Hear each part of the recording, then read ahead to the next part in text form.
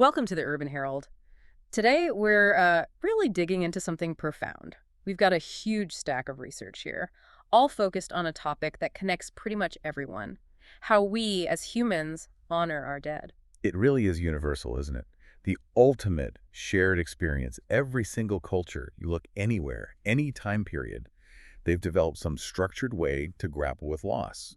It's fundamental. Yeah, and we're not just talking about, Halloween costumes and candy, though that's part of the story. We're looking at literally thousands of years of cultural wisdom. These traditions, they're like roadmaps for grief, for memory, for keeping family bonds strong even after death. Exactly. And this idea, especially prevalent in the autumn, that the veil between worlds grows thin. It's such a powerful concept. It dominates rituals across the Northern Hemisphere and really beyond. Right. It's this sort of spiritual pause that creates a moment for remembrance all over the globe. And that's what we here at the Urban Herald want to unpack for you today. Whether you approach it spiritually, historically, or maybe even just psychologically, the rituals that spring up around this idea, they tell us so much about ourselves. So, our mission really is to give you the shortcut. We've waded through the research on the origins, the specific customs, those amazing symbolic foods, and how these massive global festivals are changing today. We'll be moving from, the ancient Celtic fields and Samhain all the way to Mexico's vibrant Dia de los Muertos. In Japan's Obon dances, Korea's Chuseok harvest Thanksgivings, it's a huge sweep. And what's truly, I think, fascinating is seeing how these traditions, developed continents apart, centuries apart, often arrive at remarkably similar solutions to that fundamental human question. How do we live with loss? How do we carry on those connections? And to really understand the whole picture, especially for the Western traditions, we have to start at the beginning, or at least a beginning. With the Celts. The Celts, yes. Yes. And the Festival of Samhain. Okay, let's unpack Samhain. So, if you're tracing the lineage of modern Halloween, this is it. This is the origin story. It absolutely is. Samhain, in the pronunciation, sources say it's roughly Eso-incho, or maybe S-H-Win. It goes back over 2,000 years. Think ancient Ireland, Scotland, the UK. And its main function. What was the point of this specific date? Well, it was huge, monumental. It marked the Celtic New Year, which is a big deal in itself, but it also marked this massive, critical transition from the lighter half of the year, summer, into the darker half, winter, usually pegged around October 31st, November 1st. So not just end of harvest, but like a turning point for everything. Exactly, a hinge point for existence, you could say. And the core spiritual idea was that the boundary, the veil, that sort of liminal space between our physical world and the spirit world, it became extraordinarily thin, as the research puts it. Thin meaning permeable, like things could cross over. Precisely. The usual rules were off. Ancestral spirits might return, and they were generally welcomed, but also potentially fairies, the Eos, and maybe less friendly entities. Mischievous spirits were worse. So it was a time of reverence, connecting with ancestors, but also kind of dangerous. Something to be feared. A definite duality. Yeah. Revered for its connection to truth and the other world, but feared because of the potential chaos and harm.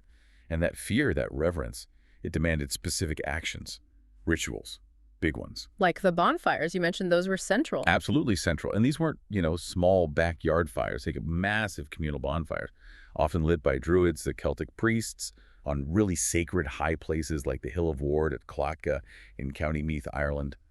Very significant sites. And the fire itself, it wasn't just for light and heat, right? It had this deeper symbolic meaning. Deeply symbolic. Unity, renewal, purification. Families would actually extinguish their own hearth fires, letting the old year's fire die out symbolically.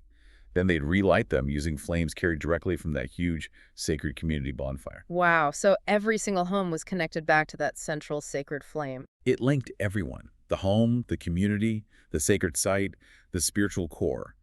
It was about starting the dark half of the year with a unified, purified light. Protection, essentially. And that connection to fire, it leads to the word itself, maybe. Bonfire. That's a really interesting etymological trail the sources point to. See, the annual livestock slaughter happened right around Samhain. They had to call the herds, figure out which animals wouldn't make it through the winter. Makes sense pragmatically. Right. And the bones from this slaughter, they were often cast into these huge ceremonial fires. Yeah. So you literally had bone fires. It's considered a very likely origin for our modern word bonfire. So the fires consumed the remains of the past year, physically and symbolically, preparing for winter. Okay. And this is also where costumes come in. Guising. This is it. The practice the Celts called guising. Wearing disguises, masks, But it wasn't for fun initially. It was serious. Wait, what was the point? Protection. Simple as that. The thinking was, if the spirit world is walking among us, you need camouflage. Either you try to blend in, look like one of them, or you make yourself look frightening enough to scare away anything malevolent that might be wandering around. Okay, so that's the ancient root. Now, how does that connect to, well, to 2025 Halloween trends? Our sources actually draw a line here. And it's a fascinating line. The core impulse, the desire to transform, to wear a mask, hasn't really changed, even if the reason has shifted dramatically. We're not typically worried about, appeasing a puka anymore. Right. Instead, you see people putting incredible effort into becoming someone else entirely. Think about those hyper-detailed K-pop idol outfits, or the elaborate cosplay armor for anime characters, or people embodying video game heroes. The transformation is still the point. The fundamental human urge to play with identity, to step outside yourself for a night, it's constant. But maybe the protection aspect has evolved too. Is the modern costume protecting us from spirits? Or is it maybe a shield against, I don't know, social conformity, a temporary escape hatch from being ourselves? That's a really interesting way to frame it. Like, Samhain suspended the rules of the physical world. Halloween suspends the rules of everyday identity. You could definitely see it that way. The ritual allows for a temporary blurring of lines. Okay, besides costumes and bonfires, Samhain also involved divination, right? Fortune-telling. Oh, absolutely. Because that veil was thin, the belief was you could get a clearer glimpse of the future. It was considered a peak time for divination, especially about really crucial things. Marriage prospects were huge, predicting wealth, health. And they used everyday stuff for this. Apples, nuts. Often simple things, yes. Really? Bobbing for apples, which we still do, though it's lost most of its serious fortune-telling intent. Yeah. Using hazelnuts, mirrors, peering into water, all methods to try and scry the future during this liminal time. And then there's the direct ancestor of trick-or-treating. Hospitality for the dead. Right. Setting an extra place at the table, leaving food and drink offerings outside the door for ancestors who might be wandering by. Yeah. This practice, over time, particularly in the Middle Ages, morphed into something called souling. Souling. Tell me about that. Souling was, well, basically a charitable exchange with a spiritual dimension. Poor folks, children sometimes, would go door to door. They'd offer prayers for the souls of the household's deceased relatives. And in return? In return, they'd receive soul cakes. These were small, usually spiced round cakes. So it's this direct exchange. Prayers for the dead in return for food. You can see the clear lineage leading straight to kids in costumes saying trick or treat, demanding candy. Okay, so Samhain is deeply rooted, powerful. How did the arrival of Christianity change things? They didn't just ban it. They couldn't really. It was far too embedded in the culture, in the rhythm of the year. So the church, very pragmatically, adopted a strategy of integration, of synthesis, rather than eradication. They essentially co-opted it, creating what we now call All-Hallowtide. All-Hallowtide. That's the 3-day observance. Exactly. It's a gradual but brilliant move. Pope Gregory III, back in the 8th century, made a key decision. He officially moved All Saints' Day, the day honoring all recognized saints and martyrs already in heaven, to November 1st. Right on top of Samhain. Precisely. Deliberately positioned to overshadow and absorb the older festival. And the night before All Saints' Day, October 31st, Samhain night, naturally became All Hallows' Eve. Hallow meaning holy or saint, Eve meaning the evening before, hence Halloween. Okay, so that covers the saints in heaven. What about everyone else? That piece came a bit later. In the 11th century, Abbot Odilo of Cluny, a very influential figure, popularized the idea of dedicating November 2nd as All Souls' Day. And the purpose of All Souls' Day? This was specifically for praying for all the faithful departed, particularly those believed to be in purgatory, needing prayers from the living to help them reach heaven. So now the church had this perfect 3-day package covering all bases. Halloween, the transitional night. All Saints' Day for those definitely saved. All Souls' Day for those needing help. It mapped perfectly onto the old concerns. It was a comprehensive system for remembrance and intercession, folding the powerful energy of Samhain into a Christian framework. And this All-Hallowtide observance, especially All Saints and All Souls Days, is still incredibly important in many parts of the world, particularly Europe. Our sources really highlight places like Poland. Oh, absolutely. The Polish observance of Wiejskie Tucha, All Saints' Day, is a powerful example. It's less about costumes and parties, much more about solemn collective remembrance at cemeteries. Families go to the grave sites. Yes, it's a major family event.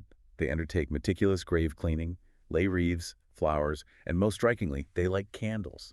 millions upon millions of candles. The Yeah. visual impact is overwhelming. I read something incredible about the sheer number of candles. The sources mentioned they might even be visible from space. It's a claim that gets repeated, and whether literally true or not, it speaks volumes about the scale. Imagine cemeteries across an entire country glowing with light.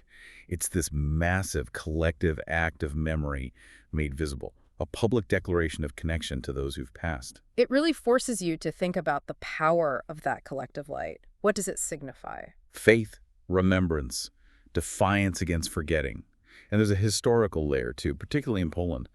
The sources note that during the 19th century, when Poland was partitioned and occupied by foreign powers, this shared ritual of visiting cemeteries and lighting candles became a potent, almost coded way of asserting Polish national identity and cultural unity, a quiet act of resistance. So the ritual itself carries political weight, a form of cultural preservation. Definitely. But fast forward to today, and there's a new tension emerging. You have this beautiful, deeply felt tradition of lighting real candles, real flame. Colliding with environmental concerns? Exactly. Municipalities are grappling with the sheer volume of paraffin wax, waste, the plastic holders. So now you see initiatives encouraging recycling, sometimes suggesting LED candle alternatives to preserve the visual spectacle without the same environmental footprint. It's that classic modern challenge. How do you keep tradition alive responsibly? And this tangible connection, the physical offerings, it extends to food too, right? In Germany, Italy. Yes, food remains a key element. In Germany, families might share Allerheiligenstiesel, a special braided yeast bread, often quite rich, symbolizing interconnectedness, maybe the Trinity. And in Italy, you find fave de morti, which translates as beans of the dead. Beans of the dead. They're not actual beans. They're small bean-shaped almond cookies, soft or crunchy depending on the region. The name likely comes from an ancient Roman association of beans with the souls of the dead. Again, it's about sharing specific food as a way to connect with and remember those who are gone. Okay, so from the solemnity and candlelight of Central Europe, let's make a big pivot. We head to Mexico and Dia de los Muertos. The feeling here is completely different. It's a world away philosophically, isn't it? Where many European traditions carry a certain weight of solemnity, Mexico's Day of the Dead just explodes with color, with humor, music, life, exuberance. It embraces death, not as an end, but as part of a cycle. And it's a blend, right? Indigenous roots plus Spanish Catholicism. A perfect example of syncretism, yes. You have these incredibly deep indigenous Mesoamerican traditions, particularly Aztec beliefs about death and the afterlife, stretching back maybe 3,000 years or more. And then you have the influence of 16th century Spanish Catholicism layered on top. What were some of those core Aztec beliefs about death? Our sources mention it wasn't about morality. No, intriguingly, your destination in the afterlife wasn't determined by whether you were good or bad. It depended entirely on how you died. Died in childbirth, you go to one place. Drowned, another. Died in battle, yet another paradise. And if you just died old age or sickness, natural causes. Then you embarked on this long, arduous journey, 4 years, supposedly, through the 9 treacherous levels of Mictlan, the underworld. Mictlan, ruled by the Lord and Lady of the Dead. The lady, Mictlantecuhtli, is often seen as the spiritual ancestor of the modern figure La Catrina.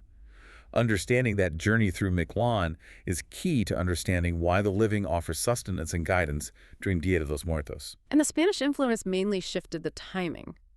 Primarily, yes. The indigenous festivals honoring the dead originally happened in late summer, around August. The Spanish clergy, seeing parallels, strategically moved these celebrations to align with the Catholic All Saints' Day and All Souls' Day in early November.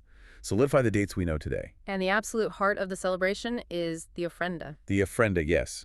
The altar. This is the focal point. Built in homes, in public squares, in cemeteries. It's not just decoration. It's conceived as a temporary portal, a welcoming beacon to guide the spirits of the deceased back to the world of living for a brief reunion. It's like architecture designed for memory. And the structure itself has meaning. The levels. Immense meaning.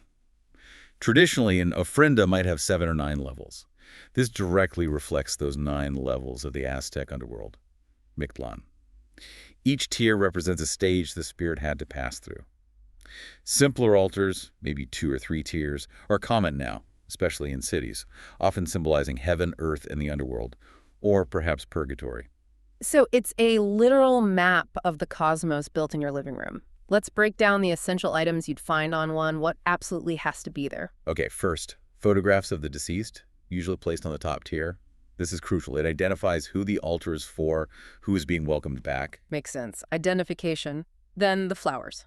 Marigolds. Yeah. Tsucho. Absolutely non-negotiable. Their incredibly vibrant orange or yellow color and their pungent, distinct scent are believed to act like a spiritual runway, guiding the souls home. The Nahuatl name, Simquelachitl, actually means 20 flowers, maybe referring to the density of their petals. And families use the petals too, right? Yes, they often create pathways of petals, sometimes leading all the way from the street right up to the ofrenda, ensuring the spirits don't get lost on their way back. And we see light again. Candles. Candles are essential for illumination, lighting the path. And incense, traditionally copal resin, which has been used in Mesoamerican rituals for thousands of years.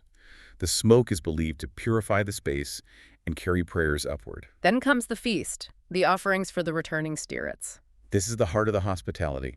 You must include the favorite foods and drinks of the person being remembered. It's deeply personal. Maybe their favorite brand of cigarettes, a specific soda, homemade tamales, rich mole sauce, steaming atol, or traditional hot chocolate. And for adult spirits, maybe something stronger. Often, yes. Small glasses of tequila or mezcal are common offerings for adults. The idea is to refresh the spirits after their long journey from the land of the dead. Give them the tastes and smells they loved in life. And the most iconic food of all, pan de muerto. Ah, the bread of the dead. This is a special sweet bread, usually flavored with orange blossom water or anise. It's rich with symbolism. It's typically round, representing the circle of life, and decorated with strips of dough shaped like bones. Bone shapes. Yes, often arranged in a circle, crossing over a central knob, which might represent a skull or perhaps a heart. Some scholars think these shapes are a Christianized adaptation of earlier, more graphic pre-Hispanic offerings involving actual hearts or effigies. It beautifully encapsulates the cycle of life and death in edible form. And then there are the skulls, calaveras. But they're cheerful. They're never meant to be frightening. They can be made of sugar, decorated with bright icing, or crafted from clay, papier-mâché. They embody Mexico's unique cultural philosophy. Death is a natural part of life, something to be acknowledged, even mocked gently, not just feared. And this connects to that famous figure, La Catrina. Exactly. La Catrina, the elegant, well-dressed female skeleton, was originally a satirical etching by the artist José Guadalupe Posada around 1910. She was created as a critique of Mexicans who were adopting European aristocratic fashions and denying their own indigenous roots. So her message was, Underneath all the fancy clothes and pretensions, we're all just skeletons. Death is the great equalizer. She became this powerful, iconic symbol of Dia de los Muertos, representing that blend of elegance and mortality, satire and acceptance. and that satirical spirit even extends to poetry. Calaveras literarias. Yes, literary skulls. These are short, humorous poems like mock epitaphs written about living people, politicians, celebrities, friends, family members.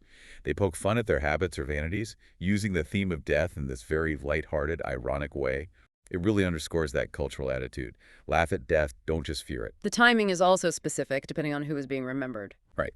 November 1st is generally known as Dia de los Angelitos, the Day of the Little Angels. This day is dedicated to remembering deceased children.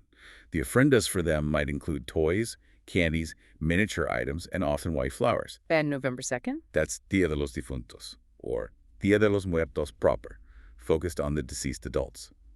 This is when you see the more elaborate feasts, the offerings of alcohol, the favorite meals. It's a structured welcome based on age. This tradition is so rich, it's been recognized globally. UNESCO declared it. Intangible cultural heritage of humanity. First inscribed in 2008, after being proclaimed in 2003. Huge international recognition of its importance. But that global spotlight, it brings challenges, doesn't it? Commercialization. That's the constant tension, yes. On one hand, you have films like Pixar's Coco, which did an incredible job of explaining the tradition respectfully and beautifully to a massive global audience.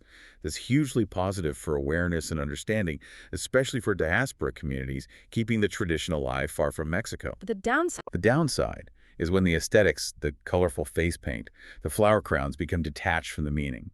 When it turns into just a cool costume or a trendy party theme without the underlying spiritual practice of remembrance, of connecting with specific ancestors, of building the ofrenda with intention. So there's concern that the look overshadows the why. That's a concern often voiced by cultural leaders and elders, particularly in diaspora communities. Is the focus shifting from genuine spiritual connection to creating something visually appealing for social media? It's a real balancing act. A crucial point.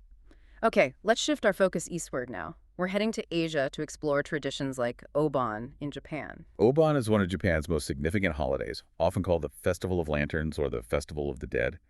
It usually happens in mid-August, though some regions observe it in mid-July based on the lunar calendar. Yeah. It triggers a massive wave of domestic travel people heading back to their ancestral hometowns. It's a huge family reunion time. And the origin story, like Dia de los Muertos, has deep spiritual roots. Buddhist this time. Yes, rooted in a Buddhist parable about a disciple named Mokuren, or Mahamudgalyana in Sanskrit, a very devoted disciple who attained supernatural powers. And he used these powers. He used them to check on his deceased mother in the afterlife, only to discover she had fallen into the realm of hungry ghosts, suffering terribly. Oh no. How did he help her? He went to the Buddha, who advised him to make offerings of food and robes to the monks on the 15th day of the 7th month, at the end of their summer retreat.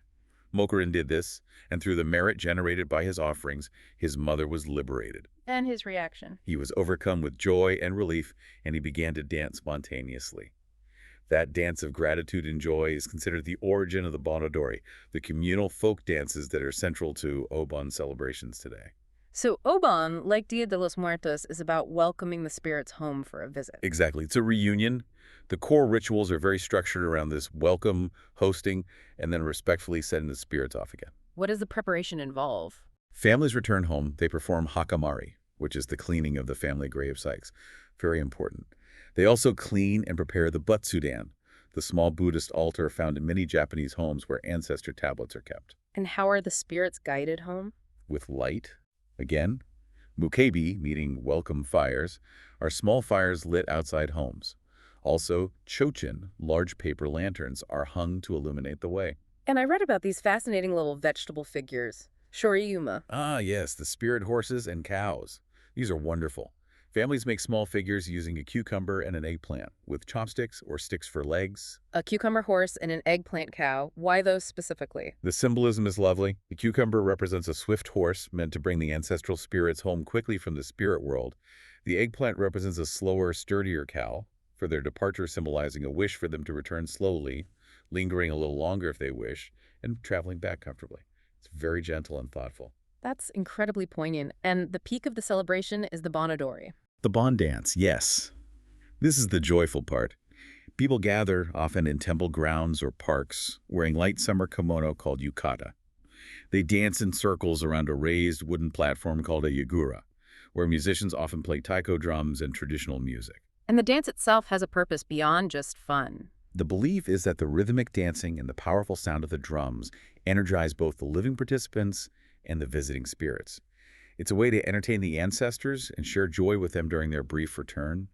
It revitalizes the community connection. So after the welcoming, the feasting, the dancing, how are the spirits sent off? This often involves another beautiful ritual with light, Tordo Nagashi, floating lanterns. Like the ones you see in pictures floating down rivers. Exactly. Families write messages or names on paper lanterns, light a candle inside, and release them onto rivers, lakes, or the sea. These thousands of points of light drifting away symbolically guide the spirits back to the afterlife. It's visually stunning and deeply moving. And some places have large-scale fire rituals for the send-off, too. Yes, the okuribi, or sending off fires. The most famous example is Kyoto's Gozan no Okuriri, where enormous bonfires shaped like characters, including the massive kanji character day, meaning large or great, are lit on 5 mountains surrounding the city. It's a spectacular finale to Obon Week. Has Obon adapted to modern life, secularization, the pandemic? It's shown remarkable resilience. While Japan is increasingly secular, Obon remains hugely popular as a cultural tradition and family reunion time. The pandemic definitely accelerated trends like virtual Obon. Virtual Obon, how did that work? Things like live streaming, the Bonodori dances so people could participate from home, Zoom calls connecting families for remembrance ceremonies, online memorial pages functioning like digital butsudan. While some felt it lacked the physical connection, it was crucial for keeping the tradition going, especially for elderly relatives or diaspora communities who couldn't travel. It proved the core need to connect finds a way. Fascinating. Now let's hop over to Chinese cultures and the Hungry Ghost Festival. This sounds a bit more intense. It has a different emphasis, certainly.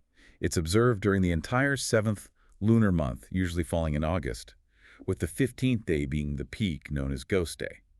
The core belief is that during this month, the gates of the underworld swing open, Releasing. releasing all spirits, not just one's own ancestors, but also, crucially, the hungry ghosts, igui in Chinese. And who are these hungry ghosts specifically? These are spirits considered particularly pitiful or potentially dangerous. They might be spirits who died violently, tragically, away from home, or, very importantly, those who have no living descendants to make offerings for them. They are hungry for sustenance, for remembrance, and potentially angry or mischievous because of their neglect. So the festival involves appeasing them. Appeasement is a major component, yes. It blends Buddhist ideas of filial piety, again, the Mukharan story is sometimes cited here too, with older Taoist beliefs about managing the spirit world and preventing misfortune caused by disgruntled ghosts. How do the rituals differ from, say, Obon? The key difference is where the offerings are placed. While families make offerings inside their homes for their own ancestors, they also set up quite elaborate offerings of food, incense, and crucially, joss paper outside on sidewalks, roadsides, street corners. Specifically for the wandering ghosts. Explicitly for them, it's a pragmatic act. Feed the wandering hungry ghosts so they don't cause trouble for your household.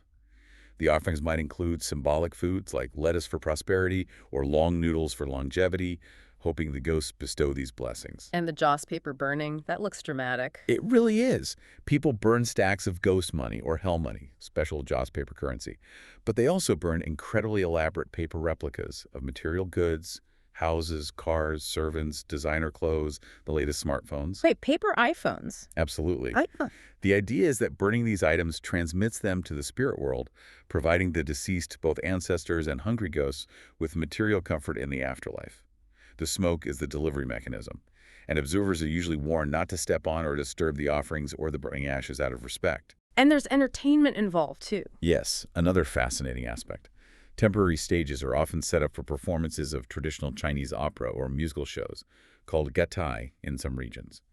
These performances are staged specifically for the spirits. For the ghosts. Yes. In fact, the front rows of seats are often left empty, cordoned off, reserved explicitly for the ghostly audience members. It's considered bad luck for living people to sit there. The shows entertain the spirits and hopefully keep them happy and less likely to cause problems. Wow.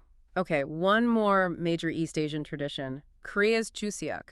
This one feels more like a harvest festival. It absolutely blends harvest Thanksgiving with deep ancestral veneration. Chuseok, sometimes called Hangawi, falls on the 15th day of the 8th lunar month, usually September or October, coinciding with the harvest moon at its brightest and fullest. It's one of Korea's biggest holidays, another time of mass migration to family hometowns. So gratitude for the harvest and honoring ancestors for making it possible. Exactly. Gratitude is central. The main ancestral ritual is called chari. This is a formal memorial ceremony held early on Chuseok morning, typically at the home of the eldest son, reflecting traditional Confucian structures. And it involves setting up a special table. A very meticulously arranged offering table. The placement of foods follows strict rules, often based on Confucian principles and cardinal directions. Things like rice and soup go to the north, fruits and vegetables south, meats west, rice cakes and drinks east. It's about creating harmony and showing respect through precision. So it's not just putting out food, it's the order that matters, representing cosmic balance. Precisely. It reflects the importance of hyo, filial piety, and maintaining proper order. After the food is arranged, the family members perform deep bows, called jail, to show respect to the ancestors. Then, traditionally, the family shares the food that has been offered and blessed, a practice called yumbok. And like in Japan, there's also a grave visiting component. Yes, called sambyo. Families visit their ancestral burial mounds, tidy the area, clear weeds, maybe make simple offerings. It's another physical act of demonstrating ongoing respect and remembrance, a key part of hyo. And the signature food of Chuseok, I know there's a special rice cake. Songpyeon, absolutely iconic. These are small, half-moon-shaped rice cakes made from newly harvested rice flour. The dough is often colored naturally with things like mugwort or pumpkin powder. And they're filled. Yes, filled with sweet or nutty fillings like sesame seeds, red bean paste, or chestnuts. Importantly, they are steamed over a layer of fresh pine needles, which imparts a unique, wonderful fragrance. Making them is a family activity. Very much so. Traditionally, the whole family would gather to make songpyeon together. There's even a charming Seok belief that if a young woman makes beautifully shaped songpyeon, she will meet a good spouse or have beautiful daughters. It links the craft, the communal labor, directly to hopes for family continuity and prosperity. That's lovely. Okay, we've journeyed through Celts, Mexicans, Japanese, Chinese, Koreans. Let's spend some time really weaving together the common threads, the food, the symbols, and maybe most importantly, the psychological impact these traditions have. Absolutely. Food, as we've seen everywhere, is so much more than just fuel. It's a bridge, a sacred connection between the living and the dead, the material and the spiritual. It's the language of welcome and memory. Look back at Ireland and Samhain, barmbrack and colcannon. They weren't just tasty, they held the future, didn't they? They were divination tools disguised as food. The barmbrack, that rich fruit loaf, would have items baked inside. A ring meant marriage within the year. A coin meant wealth. A pea suggested poverty. A small stick, perhaps, an unhappy marriage or dispute. Finding one was serious business. And colcannon, the mashed potato and kale dish, also had charms hidden inside. But it was also about hospitality to the unseen. Yes. Besides the fortune-telling aspect, a portion of colcannon was often deliberately left outside the door, or a dollop placed on top of a gatepost, as an offering for the puka or other fairies and spirits. Appeasement, ensuring good luck for the household by sharing the bounty. Then in Mexico, Pan de Muerto is literally shaped like bones, embodying that life-death cycle. And you mentioned regional variations. Right, like in Michoacan, where it's sometimes shaped like a butterfly. This connects directly to the belief that the migrating monarch butterflies, which arrive in Mexico around this time, carry the souls of the returning ancestors. The food becomes part of that specific ecological and spiritual narrative.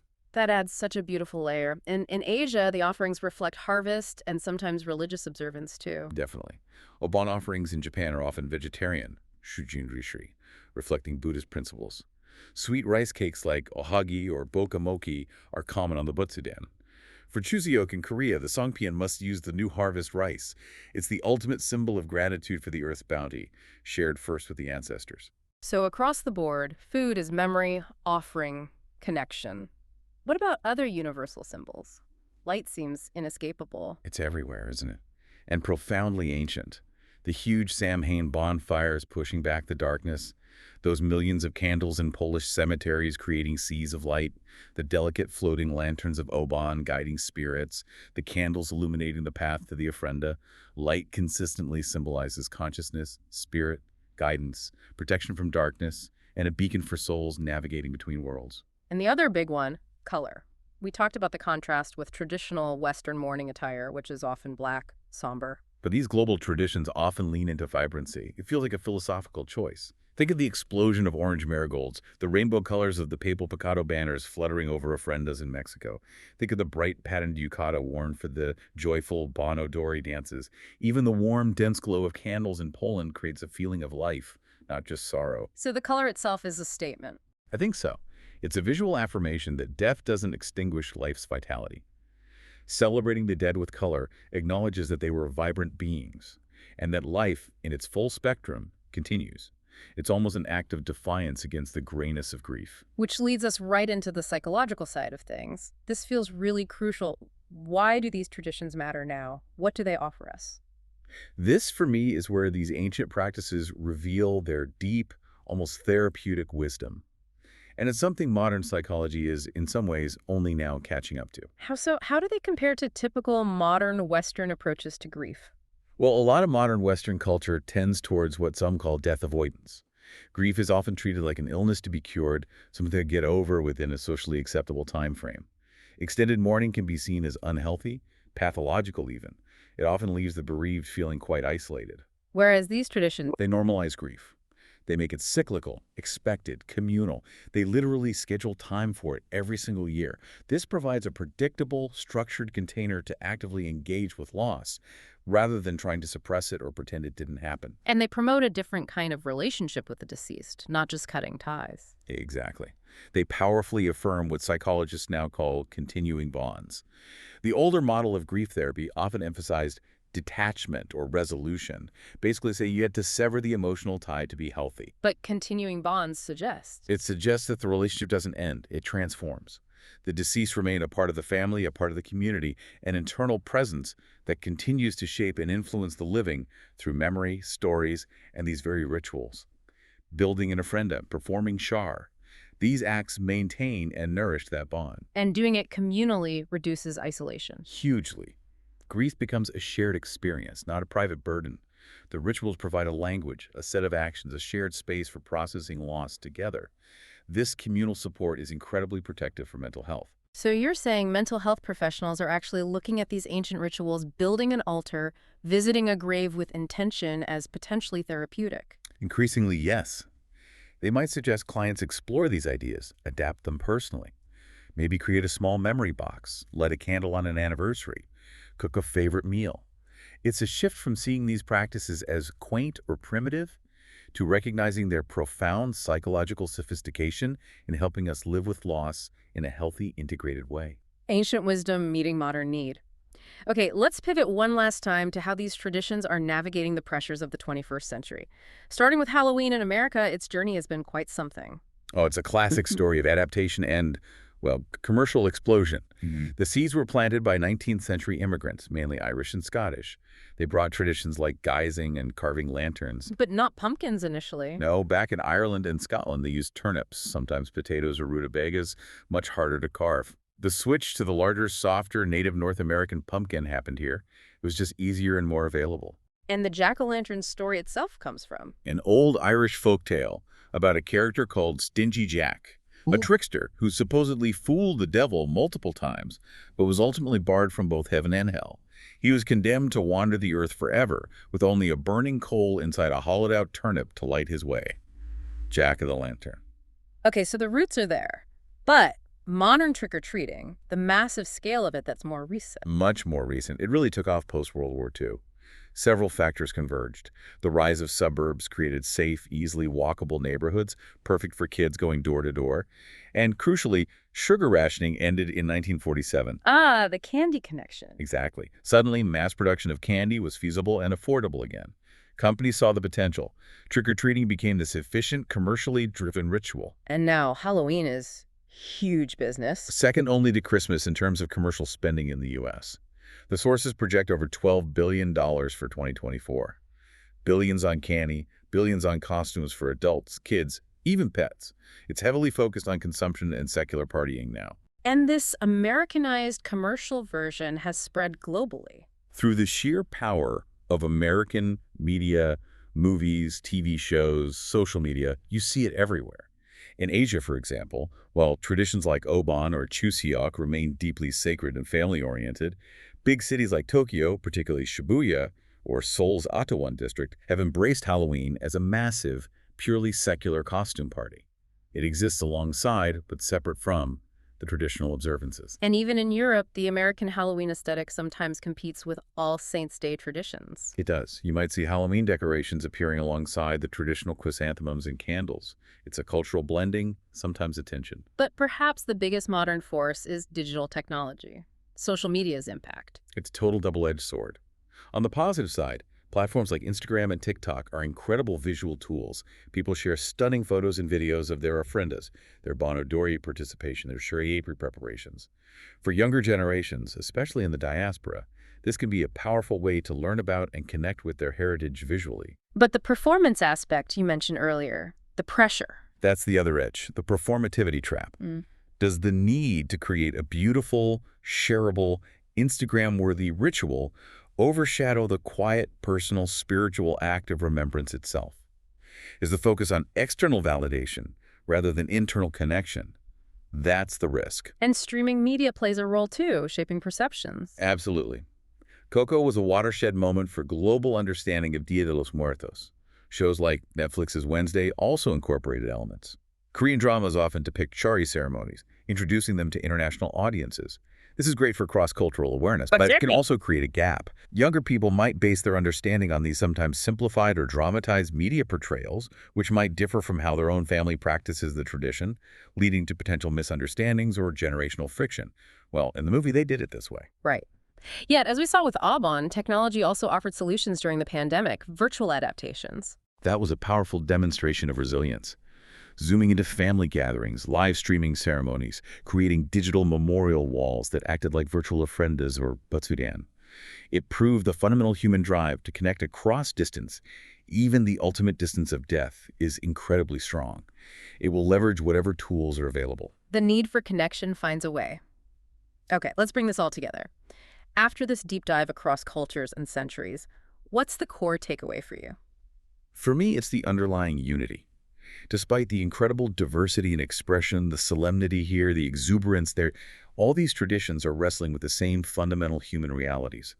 Loss, memory, the desire for continuity. They survive, they adapt, they get commercialized, yet they persist because they meet this profound need to maintain bonds, to make sense of mortality, to weave the dead into the fabric of ongoing life. It's this universal search for ways to remember, to connect, using light, food, ritual. Exactly.